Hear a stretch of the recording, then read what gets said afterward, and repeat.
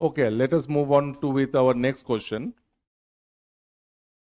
Three plates A, B, and C, each of area 50 centimeter square, have separation 3 millimeter between A and B and 3 millimeter between B and C. The energy stored when the plates are fully charged is. The energy stored when the plates are fully charged is.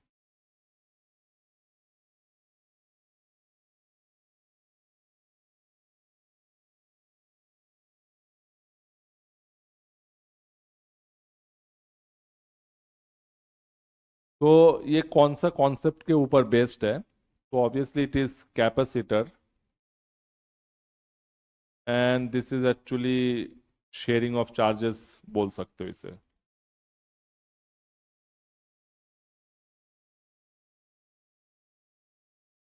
Sharing of charges concept के ऊपर based है ये.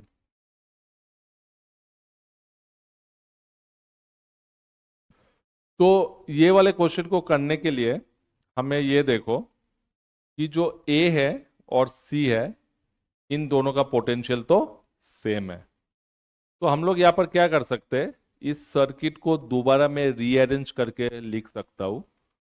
तो यहाँ पर जो मेरे पास A and point C, this denote the same point.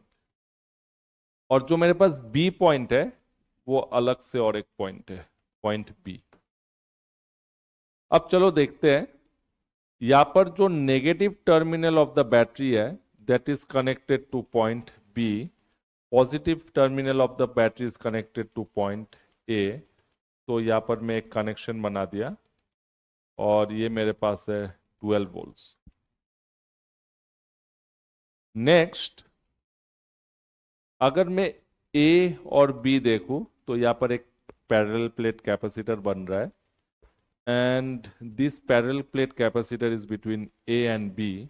तो यहाँ पर मैं एक पैरेलल प्लेट कैपेसिटर बना दिया. नेक्स्ट, B और C के बीच में भी और एक पैरेलल प्लेट कैपेसिटर बन रहा है. तो B और C के बीच में भी एक पैरेलल प्लेट कैपेसिटर मैं बना दिया.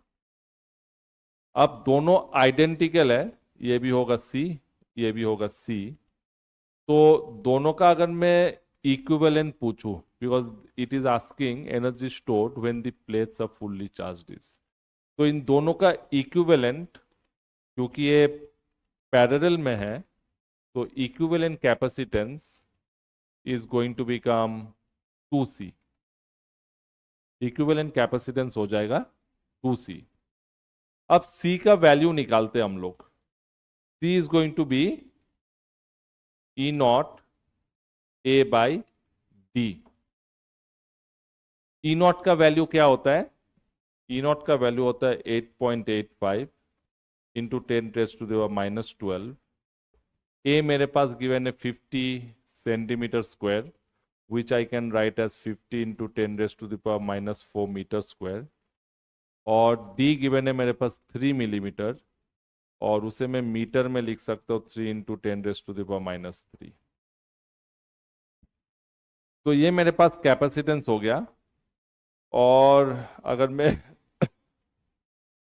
मैं कैपेसिटेंस को सॉल्व करूं तो यहाँ पर आ जाएगा मेरे पास 12, 13, 14, 15. तो ये हो जाएगा मेरे पास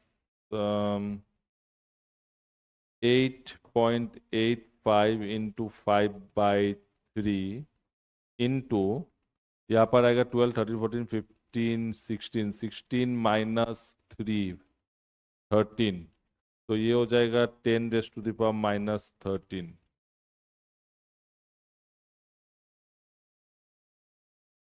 लेकिन एक जीरो भी है, 50 के साथ एक जीरो भी था. तो ये आ जाएगा मेरे पास 12, 10⁻⁻12.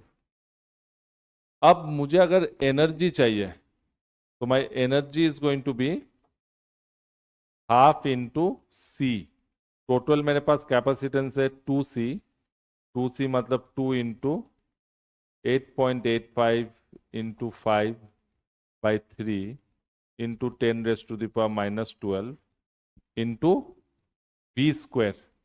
V स्क्वायर मेरे पास क्या हो जाएगा? 12 का whole square.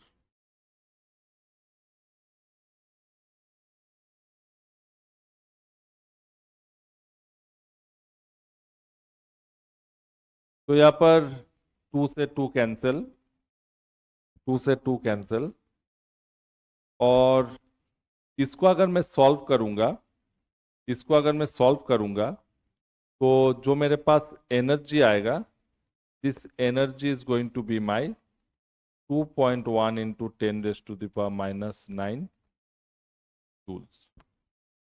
This is going to be my answer. So this is my answer.